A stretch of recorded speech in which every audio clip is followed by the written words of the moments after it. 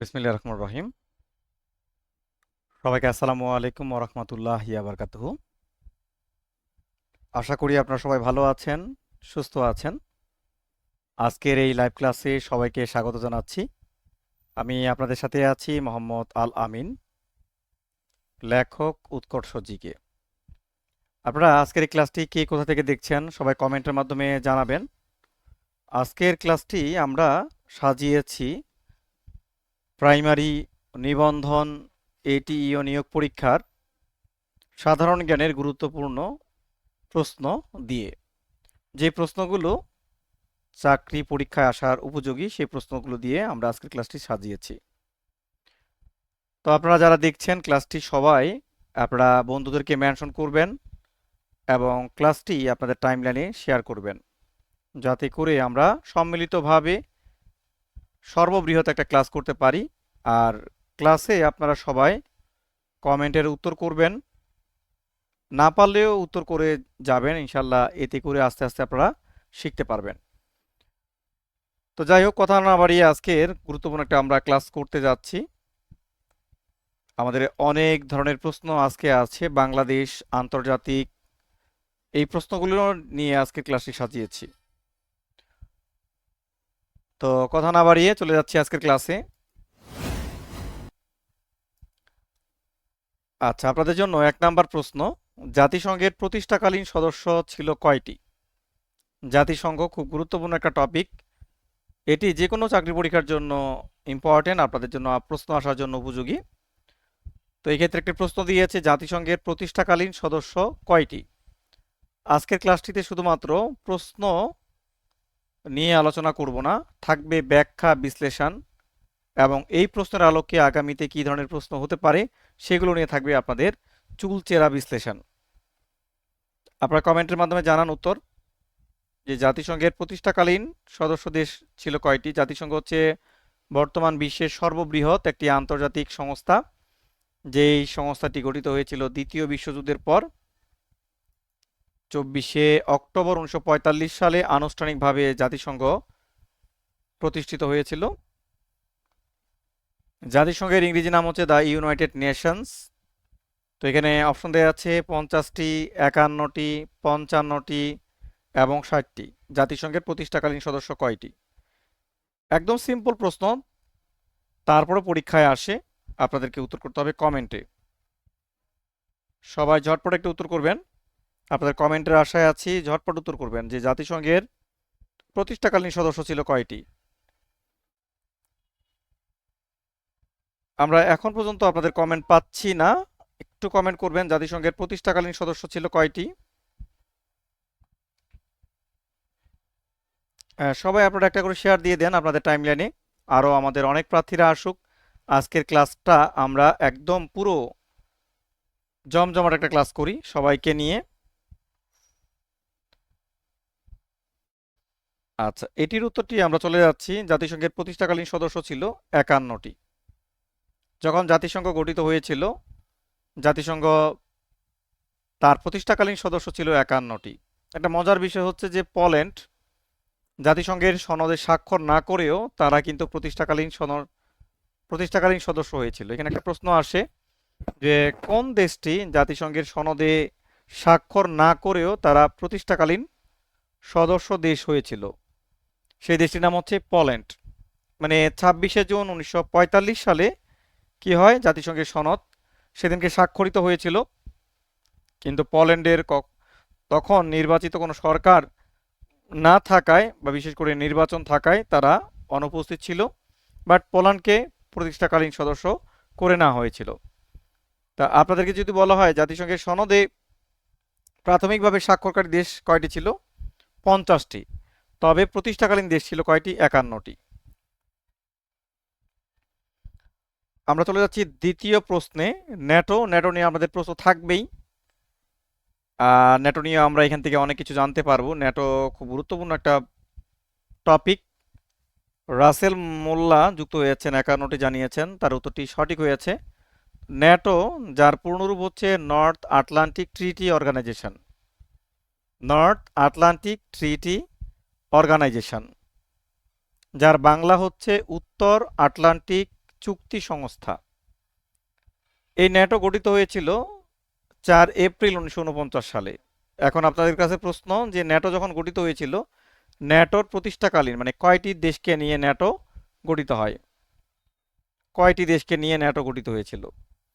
আমাদের রাসেল মোল্লা উত্তর দিয়েছেন ন্যাটো সর্বশেষ সদস্য। ন্যাটোর এখানে জানাবেন। হ্যাঁ, প্রশ্নটি ছিল ন্যাটোর সর্বশেষ সদস্য। আচ্ছা, ন্যাটো যখন গঠিত হয়েছিল ন্যাটোর প্রতিষ্ঠাকালীন দেশ ছিল 12টি, ইউরোপের দেশ ছিল 10টি, আর উত্তর আমেরিকা মহাদেশের দেশ ছিল কয়টি? 2টি। মোট 12টি দেশকে নিয়ে ন্যাটো গঠিত হয়েছিল। তো ন্যাটোর বর্তমান সদস্য আছে কয়টি? ন্যাটোর বর্তমান সদস্য হচ্ছে 32টি। সর্বশেষ সদস্য হচ্ছে সুইডেন। ন্যাটোর বর্তমান সদস্য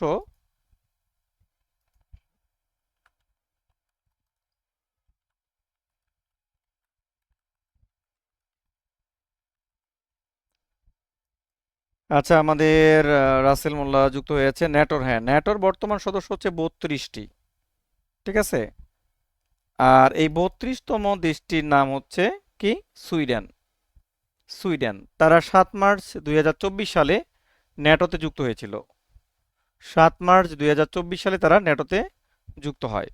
এই তারিখটা আপনাদের জন্য পরীক্ষার জন্য ইম্পর্টেন্ট, যে আমাদের ন্যাটোর প্রতিষ্ঠাকালটা গুরুত্বপূর্ণ। ন্যাটো গঠিত হয়েছিল 4 এপ্রিল 1949 সালে। আর ন্যাটো 12টি দেশকে নিয়ে গঠিত ছিল। আর ন্যাটোর বর্তমান সদস্য হচ্ছে 32টি, সর্বশেষ সদস্য হচ্ছে সুইডেন।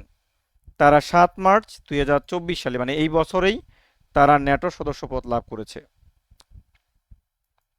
তো ভাই যারা জয়েন করেছেন তারা সবাই একটা করে শেয়ার দিয়ে দেন, আর ক্লাসটা মেনশন করেন। আপনাদের জন্য দীর্ঘ সময় ধরে আপনাদের জন্য কি করি, পিডিএফ তৈরি করি, তারপরে লাইভ ক্লাসের প্রিপারেশন নেই, তারপরে আসি। আপনারা যদি আমাদেরকে একটু সহযোগিতা না করেন তাহলে আমরা কিন্তু পরবর্তীতে লাইভে আসতে পারবো না। ঠিক আছে। তো আপনারা সবাই একটা করে শেয়ার করেন, সবাই একটা করে শেয়ার করেন, আর শেয়ার করে আমাকে একটু কমেন্টের মাধ্যমে জানিয়ে দেন। সবাই আমাকে একটু কমেন্টের মাধ্যমে জানিয়ে দেন শেয়ার ডান করেছেন আপনারা। ঠিক আছে, একটু আমাদেরকে সহযোগিতা করেন আপনারা সবাই। আচ্ছা, আমরা পরবর্তী প্রশ্নে চলে যাচ্ছি। ইউরোপিয়ান ইউনিয়নের প্রতিষ্ঠাকালীন সদস্য দেশ কয়টি ছিল? ইউরোপিয়ান ইউনিয়ন বিশ্বের মধ্যে সবচেয়ে বড় বাণিজ্যিক জোটের নাম হলো ইউরোপিয়ান ইউনিয়ন। আর এই ইউরোপিয়ান ইউনিয়ন 1992 সালে একটি চুক্তি হয়েছিল, ম্যাস্ট্রিক্ট চুক্তি। এই চুক্তি অনুযায়ী এটি গঠিত হয়েছিল, যার কার্যক্রম শুরু হয়েছিল 1993 সালে। ইউরোপিয়ান ইউনিয়ন, ইউরোপিয়ান ইউনিয়নের সদর দপ্তর হচ্ছে বেলজিয়ামের ব্রাসেলসে। আপনাদেরকে বলতে হবে যে ইউরোপিয়ান ইউনিয়ন মোট কয়টি দেশকে নিয়ে প্রাথমিকভাবে গঠিত হয়েছিল। দিল আফরোজ জানিয়েছেন আসসালামু আলাইকুম। ওয়ালাইকুম আসসালাম। হ্যাঁ, সবাই শেয়ার ডান করেন, না হলে কিন্তু আমরা ক্লাস আর চালাবো না। শেয়ার ডান করেন সবাই। হ্যাঁ, সবাই একটা করে শেয়ার ডান করেন। এখানে আপনাদের রিয়াকশন দেয়া আছে, লাভ এবং লাইক রিয়াকশন দেয়া আছে। সবাই লাইক এবং লাভ রিয়াকশনগুলো দিলেও আমাদের অনেক অডিয়েন্স আসবে, অনেক জমজমাটভাবে, বয়ানটাও ভালো হবে। ঠিক আছে। আর লিঙ্কে দেখেন আমার একটা আইডি লিঙ্ক দেয়া আছে, এটি হচ্ছে আমার আইডির লিঙ্ক। সেখানে আপনারা সবাই ফলো দিয়ে রাখবেন। আপনাদের সপ্তাহে আমি একদিন পর পর সাজেশন ক্লাস নেই, আর অপোজিট ডেগুলোতে আমি আমার আইডিতে ক্লাস নিয়ে থাকি, এই জন্য সেখানে আপনারা ফলো দিয়ে রাখতে পারেন। রাসেল মোল্লা শেয়ার ডান করেছেন। হ্যাঁ, এইভাবে শেয়ারে এগিয়ে আসতে হবে। শেয়ার ছাড়া কি কেয়ার হবে বলেন? কেয়ার হবে না। আমাদের Shirin Anwar share done, good good. এইভাবে শেয়ার দিতে হবে। 12টি ইউরোপিয়ান ইউনিয়নের সদস্য দেশ হচ্ছে 12টি প্রতিষ্ঠাকালীন। আচ্ছা, আপনাদেরকে বলতে হবে সেনজেন চুক্তি কত সালে হয়েছিল। সেনজেন যেই চুক্তির মাধ্যমে যে ইউরোপের দেশগুলো তারা তাদের ভিসা মুক্তভাবে জল, স্থল এবং আকাশপথে ভিসা মুক্ত চলাচল করতে পেরেছিল, সেই চুক্তির নাম হলো সেনজেন চুক্তি। আর এই সেনজেন হচ্ছে নেদারল্যান্ডের একটি লুক্সেমবার্গের একটি শহরের নাম, সেখানে এই চুক্তিটি হয়েছিল সেনজেন। আপনাদেরকে বলতে হবে সেনজেন চুক্তি কত সালে স্বাক্ষরিত হয়? সেনজেন সেনজেন চুক্তি কত সালে স্বাক্ষরিত হয়? রাসেল মোল্লা জানিয়েছেন, রুনা রোহান জানিয়েছেন সেনজেন চুক্তি এটি বর্তমান 27টা দেশ আছে সেনজেন চুক্তিভুক্ত দেশ। তার মধ্যে ইউরোপিয়ান ইউনিয়নভুক্ত 23টি দেশ আছে এবং বাকি 4টি দেশ আছে। তারা একে অপরের মধ্যে ভিসা মুক্তভাবে চলাচল করতে পারে, কোনো ধরনের পাসপোর্ট ভিসা এগুলো লাগে না। এটি হচ্ছে 1985 সালে সেনজেন চুক্তি স্বাক্ষরিত হয়েছিল 85-তে, আর কার্যকর হয়েছিল 95-তে সেনজেন চুক্তি। আচ্ছা, আমরা 2টা শেয়ার পেয়েছি আপনাদের কাছ থেকে। আপনারা কি ব্যাপার, আপনারা কেন শেয়ার এত কম দিচ্ছেন কেন? আপনারা জেন জি, জেনারেশন জেড, আপনাদের তো উদারভাবে কি করতে হবে? হ্যাঁ, উদারভাবে উদার হতে হবে, শেয়ার ডান করতে হবে। হ্যাঁ, এইভাবে যেন আমরা নিয়মিত আসার একটা অনুপ্রেরণা পাই ক্লাসগুলো থেকে। ঠিক আছে, আপনারা এঙ্গেজমেন্ট থাকবেন। আর এরকম এটাতে কোনো রকম যে কন্টেন্ট যে আপনি একটা শেয়ার ডান করলে আপনাকে সরকার ধরে নিয়ে যাবে, তাও তো না।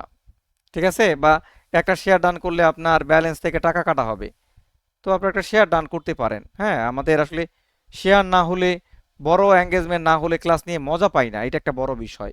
যে আমাদের আহ, শত শত অডিয়েন্স থাকবে, ক্লাসগুলো খুব একদম টান টান উত্তেজনায় হবে। সবাই একটা শেয়ার করেন। হ্যাঁ, সবাই শেয়ার ডান করে আমাকে কমেন্ট করেন আগে, তারপর প্রশ্ন দিচ্ছি। তারপরে আমরা প্রশ্ন দিচ্ছি, দেখি। আসমা আক্তার, হ্যাঁ শেয়ার ডান করেছেন। হ্যাঁ, তারপরে আমরা প্রশ্ন দিচ্ছি, দেখি কে কে আছেন। যারা ইতিমধ্যে আপনারা 10 জন দেখছেন, 10টা শেয়ার আগে দিয়ে দেন, একদম পুরো পুরো। হ্যাঁ, 12 জন দেখছেন, আগে 12টা শেয়ার মারেন আগে সবাই। হ্যাঁ, সবার শেয়ার লাগান, শেয়ার লাগান সবাই। শাকিলা ফেরদৌস, হ্যাঁ এই তো, সাহস করে শেয়ার লাগান সবাই। সবাই শেয়ার লাগান আগে, তারপরে ক্লাসে ঢুকবো আজকে। শেয়ার ছাড়া হবে না, শেয়ার ছাড়া হবে না। হ্যাঁ, তো কেমনে হয় বলেন?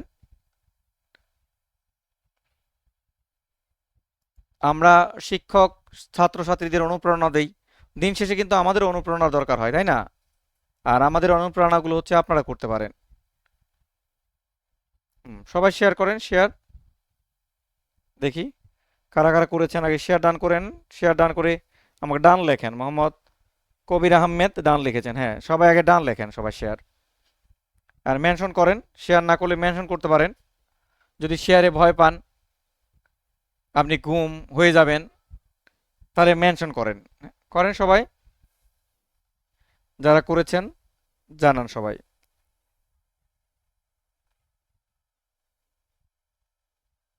হ্যাঁ, সবাই লাইক শেয়ার যা আছে।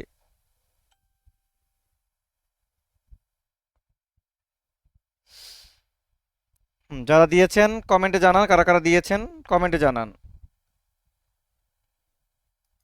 আচ্ছা, চলে যাচ্ছি আমরা পরবর্তী প্রশ্নে। দাঁড়াও, এটা আমাদের রিসেন্ট প্রশ্ন। বর্তমান বাংলাদেশ ব্যাংকের গভর্নরের নাম কি? বর্তমান বাংলাদেশ ব্যাংকের গভর্নরের নাম জানাবেন।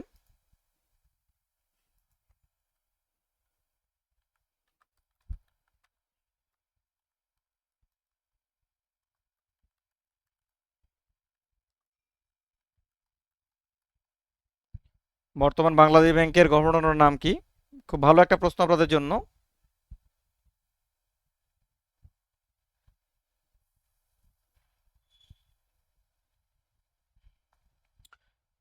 এটি আসার মতো। বাংলাদেশ ব্যাংকের গভর্নরের নাম কি? বর্তমান বাংলাদেশ ব্যাংকের গভর্নরের নাম জানাবেন সবাই। আচ্ছা, বাংলাদেশ ব্যাংকের গভর্নর, তার মেয়াদকাল হলো 4 বছর। আর আমাদের বাংলাদেশ ব্যাংকের প্রথম গভর্নর ছিলেন এ এন হামিদুল্লাহ। আর বর্তমান যিনি গভর্নর তিনি হচ্ছেন আহসান এইচ মনসুর। তিনি হচ্ছে বাংলাদেশ ব্যাংকের গভর্নর, তিনি 13তম গভর্নর বাংলাদেশ ব্যাংকের। এটি আপনাদের জন্য ইম্পর্টেন্ট। আপনাদের জন্য আমরা সাম্প্রতিকের ক্লাস নিয়ে আসব, যদি আপনাদের ভালো একটা রেসপন্স পাই। সাম্প্রতিকের ক্লাস থাকবে আপনাদের জন্য। যদি আপনারা রেসপন্স আপনাদের কাছ থেকে পাই, তাহলে আমি বিশেষ করে কি করব, আপনাদের জন্য সাম্প্রতিকের একটি ক্লাস আমি আপনাদেরকে দেব।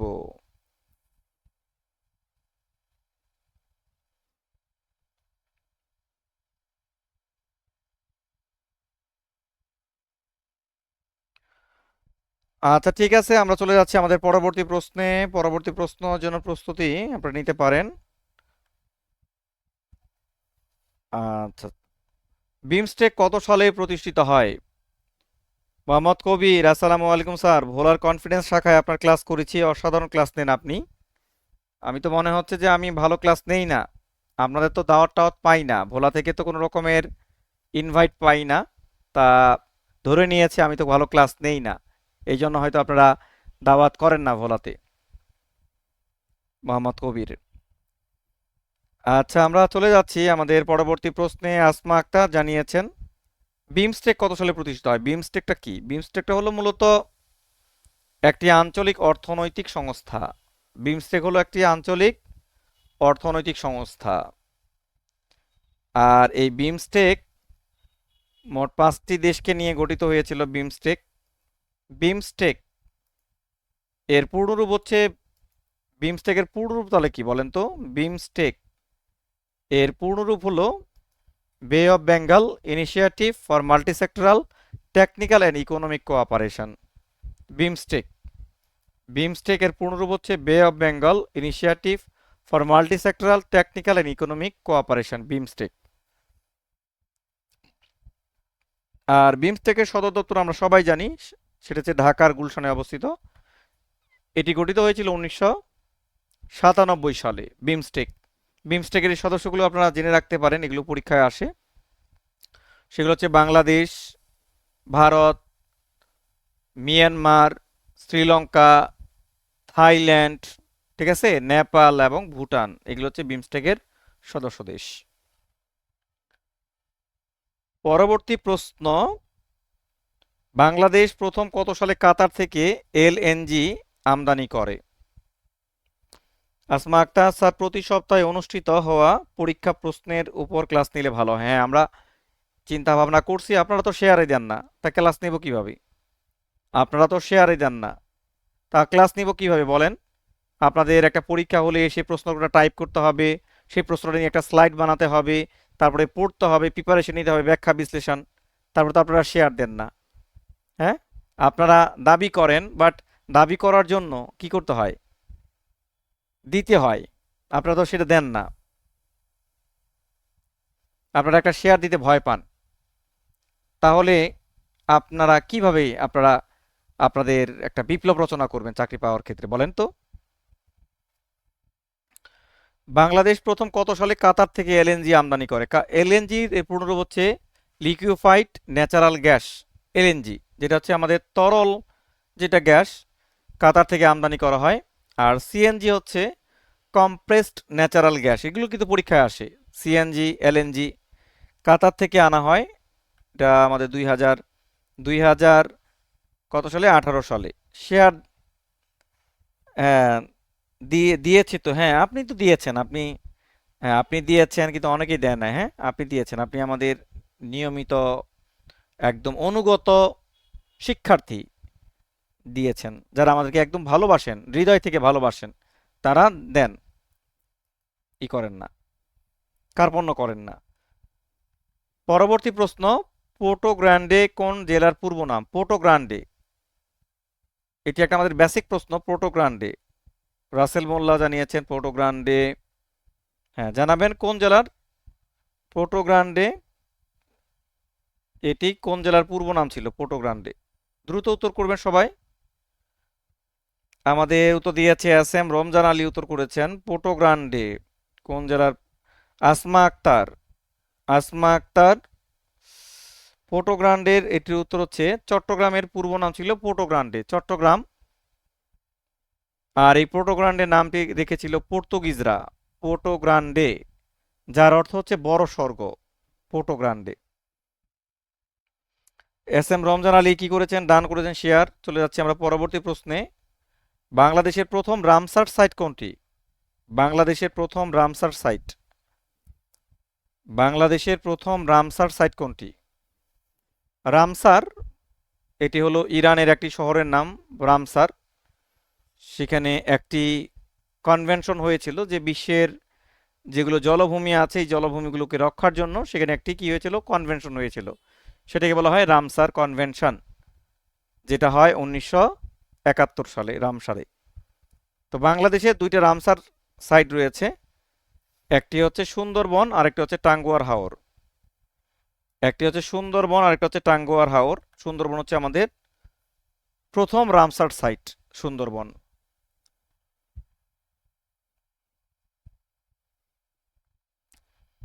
চলে যাচ্ছি আমরা পরবর্তী প্রশ্নে। আয়তনে বাংলাদেশ বিশ্বের কততম রাষ্ট্র? আয়তনের দিক দিয়ে বাংলাদেশ বিশ্বের কততম রাষ্ট্রের নাম হচ্ছে বাংলাদেশ আয়তনের দিক দিয়ে। এটি একদম একটা জাতীয় প্রশ্ন আপনাদের জন্য। এখান থেকে আরো দুইটা আইটেম আমরা শিখব। আয়তনে বাংলাদেশ বিশ্বের কততম রাষ্ট্র? আসমা আক্তার জানিয়েছেন আয়তনে বাংলাদেশ হচ্ছে বিশ্বের 94তম রাষ্ট্র। এটি আমাদের উইকিপিডিয়া তথ্য অনুযায়ী। কোথাও আছে 92তম, কোথাও আছে 91তম, কোথাও আছে 95তম, বাট আপনারা একদম অথেন্টিক সোর্স থেকে দিবেন 94তম রাষ্ট্র বাংলাদেশ। আর জনসংখ্যার দিক দিয়ে হচ্ছে বাংলাদেশ বিশ্বের অষ্টম, মানে পৃথিবীতে অষ্টম হচ্ছে বাংলাদেশ। বলতে হবে আপনাদেরকে, কাকে প্রাচীন ভারতের ম্যাকিয়াভেলি বলা হয়? কাকে প্রাচীন ভারতের ম্যাকিয়াভেলি বলা হয়? কাকে প্রাচীন ভারতের ম্যাকিয়াভেলি বলা হয় এটি জানাবেন সবাই।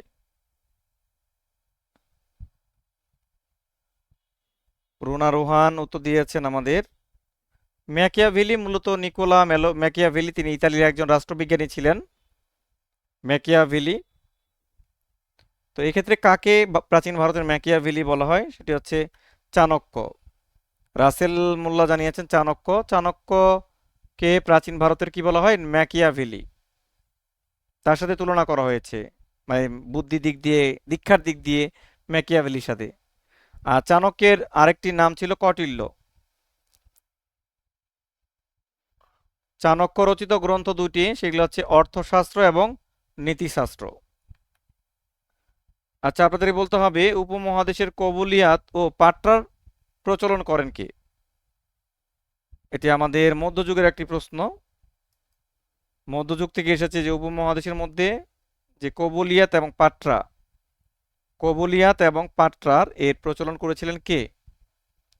কবুলিয়াত যেটা হচ্ছে যে আমাদের যে শর্ত, মালিকানা, দলিল, এগুলি হচ্ছে কবুলিয়াত বা পাট্রার, এগুলোকে বলা হয়।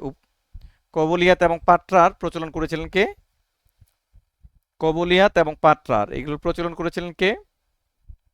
সেটা হলো, উত্তর চলে যাচ্ছি, শেরশাহ। শেরশাহ তিনি আরো অনেক কাজ করেছেন, যেমন তিনি গ্র্যান্ড ট্রাঙ্ক রোড করেছেন, আমাদের একদম নারায়ণগঞ্জ থেকে পাকিস্তানের লাহোর পর্যন্ত গ্র্যান্ড ট্রাঙ্ক রোড করেছেন। উপমহাদেশের যে ঘোড়ার ডাকের প্রচলন করেছিলেন, বা উপমহাদেশের যে প্রথম, মানে ভারতবর্ষের মুদ্রা ব্যবস্থার প্রচলন করেছিলেন। আচ্ছা, আমরা চলে যাচ্ছি, বাংলায় প্রথম নৌকা বাইচের প্রচলন করেন কে? নৌকা বাইচ। নৌকা বাইচের সময় একটা গান হয়, সেটা হচ্ছে জারি গান।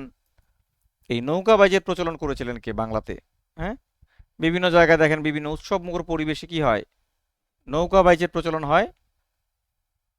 মোহাম্মদ সোহেল পাটোয়ারি উত্তর দিয়েছেন নৌকা বাইচের প্রচলন করেছেন কে? নৌকা বাইচের প্রচলন করেছেন কে? আসমা আক্তার উত্তর দিয়েছেন, উত্তরটি হচ্ছে ইসলাম খান। ইসলাম খান তিনি কি করেছেন? নৌকা বাইচের প্রচলন করেছিলেন বাংলায়। তার আরো অনেক অবদান আছেন। তিনি 1610 সালে ঢাকায় রাজধানী স্থাপন করেছিলেন। তারপর তার নামে অনুযায়ী হয়েছে, পুরনো ঢাকার ইসলামপুর হয়েছে। তিনি ধোলাইখাল নির্মাণ করেছিলেন সুবেদার ইসলাম খান। আচ্ছা, পরের প্রশ্নে চলে যাচ্ছি, নালন্দা বিশ্ববিদ্যালয় কোথায় অবস্থিত? নালন্দা বিশ্ববিদ্যালয় যেটি হলো আমাদের ভারতবর্ষের সবচেয়ে বড় বিশ্ববিদ্যালয়, প্রাচীন বিশ্ববিদ্যালয়, সেটি হচ্ছে নালন্দা বিশ্ববিদ্যালয়। এটি কোথায় অবস্থিত? নালন্দা বিশ্ববিদ্যালয় কোথায় অবস্থিত? নালন্দা বিশ্ববিদ্যালয়ে একটা অপপ্রচার আছে যে নালন্দা বিশ্ববিদ্যালয় ইখতিয়ার উদ্দিন মোহাম্মদ বখতিয়ার খলজি জ্বালিয়ে দিয়েছিলেন। প্রায় 6 মাস যাবত আগুন ছিল সেখানে নালন্দা বিশ্ববিদ্যালয়ে। এগুলো অপপ্রচার, আসলে ঠিক না। নালন্দা বিশ্ববিদ্যালয় হচ্ছে পাটনা বিহারে অবস্থিত। পাটনা, নালন্দা বিশ্ববিদ্যালয় পাটনা বিহারে অবস্থিত। যে উপমহাদেশের সবচেয়ে প্রাচীন বিশ্ববিদ্যালয় নালন্দা বিশ্ববিদ্যালয়, গুপ্ত সাম্রাজ্যের সময় এই বিশ্ববিদ্যালয় প্রতিষ্ঠা পেয়েছিল। এই বিশ্ববিদ্যালয়ের প্রথম আচার্য ছিলেন শিলভদ্র। শিলভদ্র। পরবর্তী প্রশ্ন, জাতিসংঘ বিশ্ববিদ্যালয় কত সালে প্রতিষ্ঠিত হয়? জাতিসংঘ বিশ্ববিদ্যালয় কত সালে প্রতিষ্ঠিত হয়? জাতিসংঘ বিশ্ববিদ্যালয় কত সালে প্রতিষ্ঠিত হয়?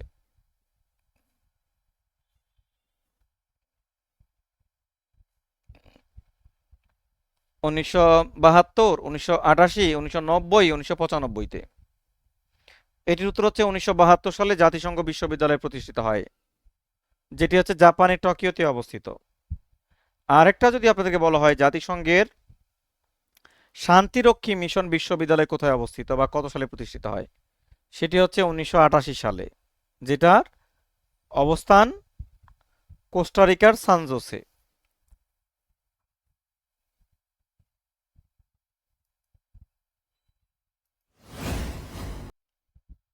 তো আপনারা যারা ক্লাসটি দেখছেন, আপনাদের দেখেন কমেন্টে আমার আইডির লিঙ্ক দেওয়া আছে, ফেসবুক আইডির লিঙ্ক, সেখানে আপনারা ফলো দিয়ে রাখতে পারেন। আমি যেদিন এখানে ক্লাস নেই, অপোজিট ডেতে আমার আইডিতে ক্লাস নিয়ে থাকি, তাহলে আপনাদের এক রেগুলার ক্লাসগুলো হবে। আর আরেকটা বিষয় আপনাদের সাথে শেয়ার করছি, যারা সাধারণ জ্ঞানে দুর্বল আছেন, তারা শুধুমাত্র এমসিকিউ পড়লে যে সাধারণ জ্ঞানে আপনার ভালো হয়ে যাবে তা বলা যাবে না। তাই আপনি সাধারণ জ্ঞানে ভালো একটা দক্ষতা অর্জনের জন্য আপনি টপিক ওয়াইজ আপনি যদি ধরে ধরে পড়তে পারেন, বিস্তারিত সেভাবে আপনারা পড়বেন। এই জন্য আপনারা টপিকগুলো আগে সিলেক্ট করবেন। টপিকগুলো কোনগুলো পরীক্ষার জন্য গুরুত্বপূর্ণ, কোনগুলো বেশি গুরুত্বপূর্ণ নয়, সেগুলো কাটছাট করে সুন্দরভাবে একটা সাজেশন করে আপনারা করতে পারেন। আর যদি মনে করেন যে না, আমি একটু সংক্ষিপ্তভাবে বা সংক্ষিপ্ত সময়ের মধ্যে এগুলো করতে চাই, বা নিজে করতে গেলে আপনার একটু সময় দিতে হবে। আর যারা মনে করেন যে না, আমার সেই পর্যাপ্ত সময় দেওয়ার সুযোগ নেই বা সময় নেই, তারা আপনারা যারা আমাদের মতো যারা মেন্টরস আছে তাদের সাথে যোগাযোগ করে আপনারা এই গুরুত্বপূর্ণ টপিকগুলো সাজিয়ে নিতে পারেন। ঠিক আছে?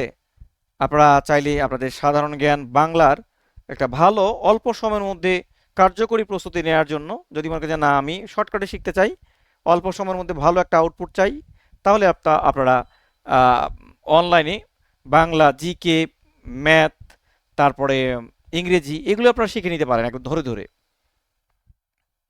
বিষয়ভিত্তিক শিক্ষকের কাছে। বিষয়ভিত্তিক শিক্ষক, তাহলে আপনার জন্য এটা আরো ভালো হবে। বিষয়ভিত্তিক শিক্ষকের বৈশিষ্ট্যটা হচ্ছে যে সে একটা বিষয়ে এক্সপার্ট, সে আপনাকে আপনার পূর্ণাঙ্গ একটা সাজেশন করে দিতে পারবে।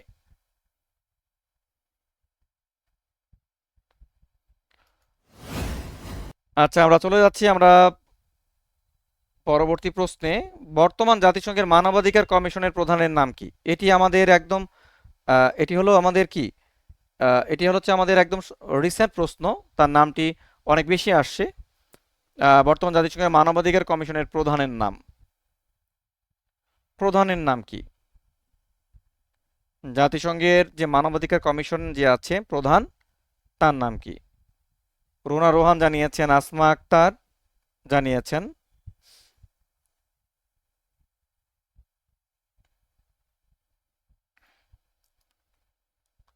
তিনি হচ্ছেন ফালকার টুর্ক। তিনি হচ্ছেন ফালকার টুর্ক। আর এই যে রাফায়েল গ্রাসি, তিনি হচ্ছেন আইএই এর প্রধান। আর অ্যান্থনিও গুতেরেস হচ্ছে জাতিসংঘের মহাসচিব। দুঃখিত।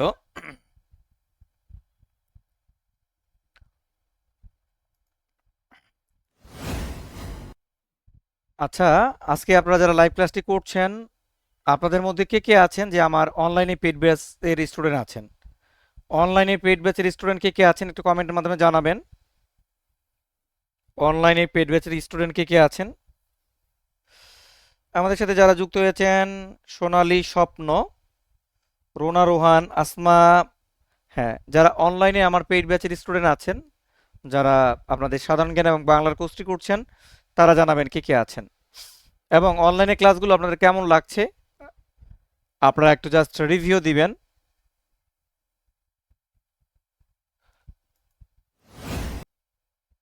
আচ্ছা, নজরুল ইসলাম আছেন, আমি আছি, হ্যাঁ যারা আছেন একটু রিভিউ দিবেন কেমন ক্লাসগুলো লাগছে।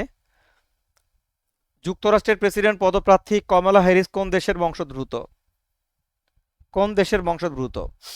যুক্তরাষ্ট্রে যে প্রেসিডেন্ট কমলা হ্যারিস, তিনি ডেমোক্রেট পার্টির মনোনয়ন নিয়ে কি হবে নির্বাচন করবেন আগামী 5 নভেম্বর 2024 সালে নির্বাচন হবে। দিলে আফরোজ আছেন, অনলাইনে পেইড ব্যাচের স্টুডেন্ট আছেন, আপনারা কমেন্টের মাধ্যমে জানাবেন ক্লাসগুলো আপনারা, হ্যাঁ কেমন লাগছে আপনাদের। কমলা হ্যারিস তিনি মূলত ভারতের একজন বংশোদ্ভূত ছিল, তিনি ভারতের বংশোদ্ভূত কমলা হ্যারিস।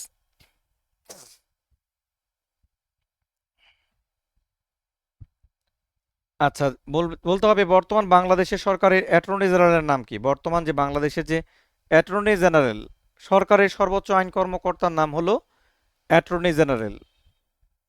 তো বর্তমান বাংলাদেশের অ্যাটর্নি জেনারেল কে? তিনি আসমা আক্তার আমাদের অনলাইন পেড ব্যাচের আছেন। অ্যাটর্নি জেনারেলের নাম কি বর্তমান? বর্তমান অ্যাটর্নি জেনারেলের নামটা একটু জানাবেন সবাই কষ্ট করে।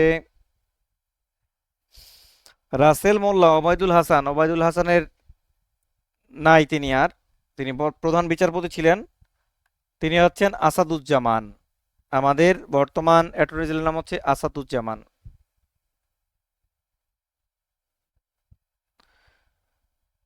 আমি এতক্ষণ ম্যাথ ক্লাস করলাম, নজরুল ইসলাম, আমিনুদ্দিন নাই, গত সাবেক সরকারের মেয়াদে ছিল। বর্তমান বাংলাদেশের মোট স্থলবন্দর কয়টি? স্থলবন্দর, স্থলবন্দর হচ্ছে যে আমাদের যেই সীমান্ত পথ দিয়ে ভারতের সাথে আমদানি রপ্তানি বা মিয়ানমারের সাথে আমদানি রপ্তানি হয় সেটি হচ্ছে মূলত স্থলবন্দর। তো বাংলাদেশের স্থলবন্দর কয়টি? আর এই স্থলবন্দরগুলো কার্যক্রম পরিচালিত হয় নৌ ও পরিবহন মন্ত্রণালয়ের অধীনে, নৌ মন্ত্রণালয়ের অধীনে পরিচালিত হয় স্থলবন্দর। আমাদের সবচেয়ে বড় স্থলবন্দরের নাম হচ্ছে বেনাপোল। বর্তমান স্থলবন্দর রয়েছে কয়টি? 25টি। বর্তমান স্থলবন্দর 25টি, আর 14টি হচ্ছে অ্যাক্টিভ রয়েছে, আর সর্বশেষ হচ্ছে মেহেরপুরের মুজিবনগর, মেহেরপুরের মুজিবনগর সর্বশেষ। আপনাদেরকে বলতে হবে জাতিসংঘের মোট কার্যকরী পরিষদ কয়টি? জাতিসংঘের মোট কার্যকরী পরিষদ কয়টি? জাতিসংঘের মোট কার্যকরী পরিষদ কয়টি?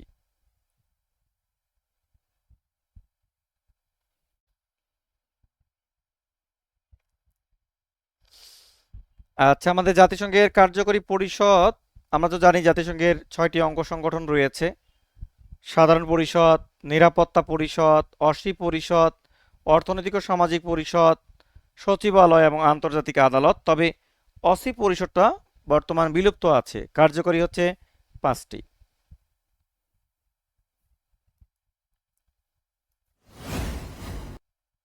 তো এই ছিল আমাদের আজকের এই ক্লাসটি, একটা আপনাদের সাজেশনমূলক ক্লাস। আপনারা যারা এতক্ষণ এই ক্লাসটি দেখলেন সবাইকে অনেক অনেক ধন্যবাদ। আর আপনারা যারা অনলাইনে বাংলা এবং জিকের অল্প সময় সেরা প্রস্তুতি নিতে চাচ্ছেন, তারা আপনারা অনলাইনে আমার সাথে বাংলা এবং সাধারণ জ্ঞানের কোর্সটি করতে পারেন।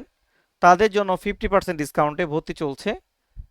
আর এই আপনারা যারা প্রাইমারি, নিবন্ধন, তারপর হচ্ছে এটিইও, হ্যাঁ এই পদের বাংলা এবং জিকের প্রিপারেশন নিতে চান, তারা অনলাইনে এই কোর্সটি করতে পারেন। 50% ডিসকাউন্টে আপনাদের জন্য ভর্তি চলছে। আর ভর্তির জন্য স্ক্রিনে দেওয়া নাম্বারে আপনারা কি করবেন, হোয়াটসঅ্যাপে আমার সাথে যোগাযোগ করবেন। কয়টি ক্লাস থাকবে, কি কি দেয়া হবে। হ্যাঁ, তবে আপনাদের জন্য একটা সুখবর দিচ্ছি, যারা আগামী শুক্রবারের মধ্যে আপনারা যারা অ্যাডমিশন নেবেন, তাদের জন্য একটি সাধারণ জ্ঞানের বই সম্পূর্ণ ফ্রি থাকবে, কুরিয়ারের মাধ্যমে পাঠানো হবে, সম্পূর্ণ ফ্রি থাকবে, কুরিয়ারের মাধ্যমে পাঠানো হবে। তো আজকের ক্লাসটি কেমন লাগলো কমেন্টের মাধ্যমে জানাবেন। নজরুল ইসলাম স্যার, আপনি বরিশালে আসলে বেড়াতে আসবেন, হ্যাঁ ইনশাল্লাহ। দিল আফরোজ, আপনাকে অনেক অনেক ধন্যবাদ। তা আজকে আমরা এই পর্যন্ত রাখছি। আপনারা সবাই ভালো থাকবেন। আগামী ক্লাসে দেখা হবে। হ্যাঁ, আগামীকালকের ক্লাসটি হবে আমার আইডিতে। আমার আইডির লিংক দেখেন আপনাদের কমেন্ট সেকশনে দেয়া আছে। আপনারা সবাই সেখানে আমার আইডিতে ফলো দিয়ে রাখতে পারেন। আগামীকাল আমরা ক্লাসটি করব আমার আইডিতে। তো আজ এ পর্যন্তই। সবাই ভালো থাকবেন, সুস্থ থাকবেন। আল্লাহ হাফেজ।